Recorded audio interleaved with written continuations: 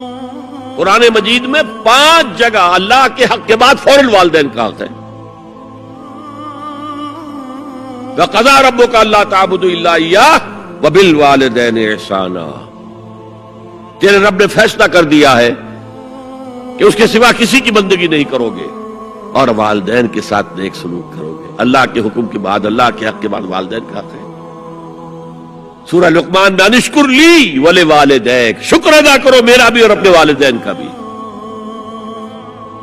اور سورہ بنی اسرائیل میں تو کیا تفصیل آئی ہے.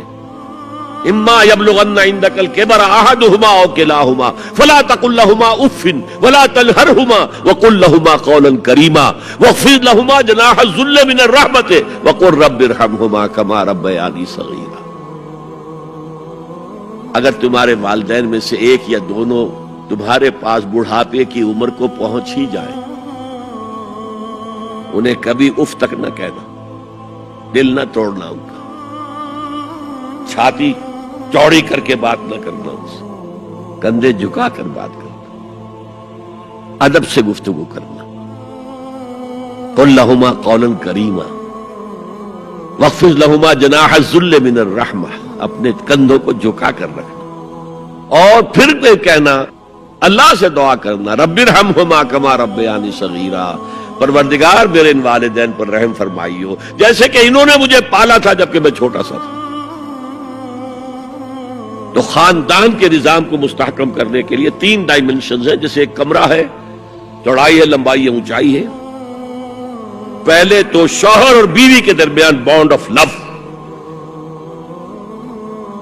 اب یہ شوہر اور بیوی پیرنٹس بن گئے ہیں، والدین بن گئے، اولاد آ گئی. سیکنڈ ڈائمنشن ایڈ ہو گئی، ادب، عزت. اور بہن بھائی ہے، اخوت، جس کو کہ وہ کہہ رہا ہے جی ویلز بھی فریٹرنٹی، خاندان کا ادارہ مستحکم.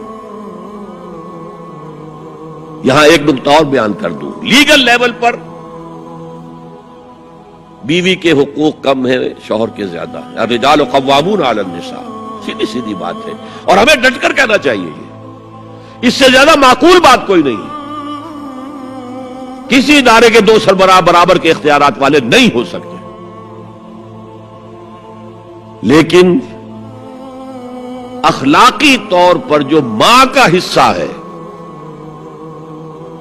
باپ کا حصہ اس سے 1/3 ہے. قرآن مجید میں آیا ہے نا، حملتہ امہ وہنا علی وہن وفصالہ فی عامین ان اشکر لی ولوالدیک. اسے اٹھائے رکھا اس کی ماں نے اپنے پیٹ میں، کمزوری پر کمزوری جھیل. کمزوری تو ہو رہی ہے، اس کا خون چوس رہا ہے اندر، جھونک جو ہے وہ چوس رہی ہے خون اس کا. اور سب ماؤں کو تو اتنی نرشمنٹ موجود نہیں ہوتی کہ آپ پریگننسی میں اس کے لیے ضروری نرشمنٹ فراہم کر دیں. وہنن علی وہن، کمزوری پر کمزوری جھیل کر بھی اپنے پیٹ میں اٹھائے رکھا. وفصالہ فی عامین، اور پھر دودھ چھڑانا ہوا 2 سالوں میں. وہ جھونک جو ہے وہ پھر اس کی چھاتیوں سے چمٹ گئی. لہذا اس کا حق 3 گنا زیادہ ہے باپ سے. ایک صحابی حضور سے پوچھتے ہیں، حضور میرے حسن سلوک کا اولین مستحق کون ہے؟ فرمایا تمہاری والدہ. پھر پوچھا ان کے بعد کون؟ پھر کہا تمہاری والدہ. پھر پوچھا ان کے بعد کون؟ پھر کہا تمہاری والدہ. پھر پوچھا ان کے بعد کون؟ تو کہا تمہارے والد. 3 درجے. اور یہ جو فرمایا الجنت تحت اقدام الامہات، جنت تو ماؤں کے قدموں تلے ہے، یہ باپ کے بارے میں تو نہیں فرمایا. یہ ہے ایکویشن، بیلنس. اسلام قسط کی بات کرتا ہے، انصاف کی بات نہیں کرتا. انصاف تو یہ کہ آدھی روٹی ادھر دے دو، آدھی ادھر دے دو.